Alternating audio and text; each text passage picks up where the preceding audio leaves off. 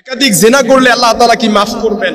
মাফ পাওয়ার উপায় কি? এই প্রশ্নটা যে শুধুমাত্র এই বোনের বিষয়টা কিন্তু এরকম নয়। এরকম হাজারো প্রশ্ন অনেক বোন অনেক ভাই আমাদেরকে করে থাকেন এবং অনেকে অনুতপ্ত হয় ক্ষমা চাওয়ার জন্য, অনেকে আল্লাহ তাআলার কাছে দ্বারস্থ হন। কিন্তু প্রশ্ন হচ্ছে একাধিক জিনা করে ফেলছেন, এখন আল্লাহ তাআলা মাফ করবে কিনা, মাফ পাওয়ার কোনো উপায় আছে কিনা? এমন জিনা করছেন রাত্রিবেলা গোপনে দরজা নক করে অশ্লীল কাজ করে ফেলছেন, পাপ করে ফেলছেন, ভাবছেন কেউ দেখে নাই, কিন্তু পরবর্তীতে আপনার ভেতরে এই অনুশোচনা আসছে কেউ যদি না দেখে আল্লাহ তাআলা তো দেখছেন। এজন্য একাধিক যদি জিনা করে ফেলেন মাফ পাওয়ার কোনো উপায় আছে কিনা? আল্লাহ তাআলা কোরআনুল কারীমে এই জিনার ভয়াবহতা সম্পর্কে যেখানে আল্লাহ তাআলা বলেছেন ওয়ালা তাকরাবুজ জিনা ইন্নাহু কানা ফাহিশাতান ওয়া সাআ সাবিলা, তোমরা জিনার নিকটবর্তী হয়ো না, কারণ এটা অশ্লীল, এটা মন্দ, এটা গর্হিত কাজ। যেখানে আল্লাহ তাআলা নিষেধ করেছেন এবং আল্লাহ তাআলা বলেছেন আয-যানিয়াতু ওয়াজ-যানি ফাজলিদু কুল্লা ওয়াহিদিন মিনহুমা মিআতা জালদা, জিনাকারীদের শাস্তি হচ্ছে তাদেরকে 100 বেত্রাঘাত করো। অবিবাহিত হলে 100 বেত্রাঘাত দাও, বিবাহিত হলে কোমর সমান পুঁতে তারপর কি করো, পাথর নিক্ষেপ করতে করতে তাকে হত্যা করো। আহা, আপনি আপনার প্রতিবেশীর স্ত্রীর সাথে বিবাহিত হওয়ার পরও আপনি জিনা করেন, আপনি যুবক কিন্তু আপনি আপনার সমবয়সীদের সাথে জিনা করেন, আপনার ক্লাসমেটের সাথে আপনি জিনা করেন, অবৈধ মেলামেশায় লিপ্ত হন, কিন্তু আপনি জানেন না আল্লাহ তাআলা আপনার ব্যাপারে কত কঠোর শাস্তি নিক্ষেপ করার জন্য আল্লাহ তাআলা বলেছেন।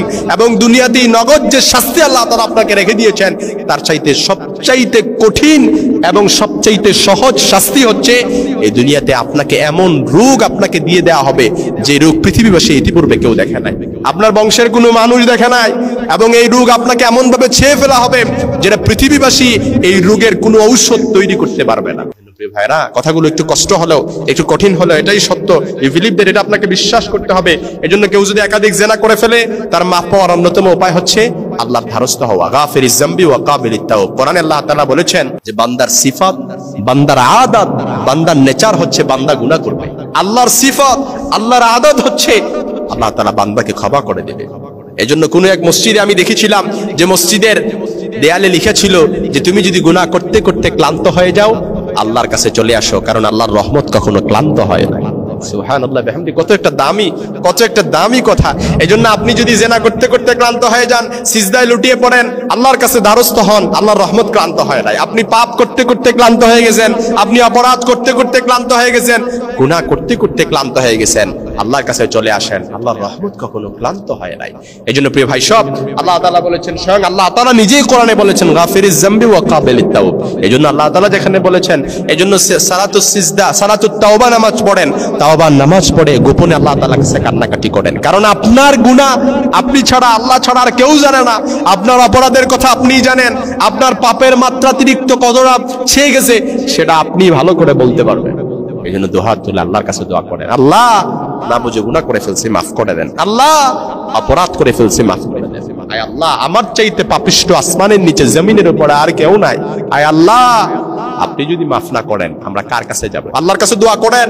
প্রিয় ভাই, এই কথাগুলো আপনাদের কাছে কষ্ট মনে হতে পারে, এই কথাগুলো কঠিন হয়ে যেতে পারে, কিন্তু এটাই সত্য।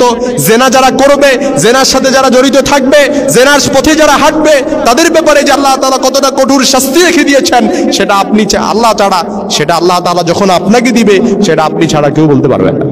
জিনাকারীদের শাস্তি হচ্ছে দুনিয়াতে তাকে ধ্বংস করে দেওয়া হবে, তার ধন সম্পদ সবকিছু দুর্বিষহ করে ফেলা হবে, তার ইনকামের যে বরকত আছে বরকতটা উঠিয়ে দেওয়া হবে, এবং তার উপর এমন ভাবে মহামারী নিক্ষেপ করা হবে, এমন রোগ আল্লাহ তাআলা তাকে রোগবালাইতে আক্রান্ত করবেন যে রোগবালাইগুলো তাকে ধীরে ধীরে মৃত্যুর কোলে ঢলে পড়বে, অর্থাৎ মৃত্যুর কোলে নিয়ে যাবে, এবং কি তার অন্তর থেকে আল্লাহ তাআলা যে শান্তিটা রেখে দিয়েছিলেন এই শান্তিটা উঠিয়ে নেওয়া হবে।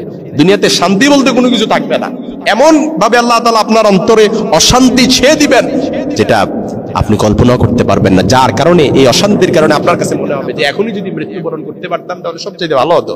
আল্লাহ তাআলা আমাদের সকলকে সেই সমাজ দান করুক, এই গোপনে জিনা, গোপনে পাপ থেকে আল্লাহ তাআলা আমাদেরকে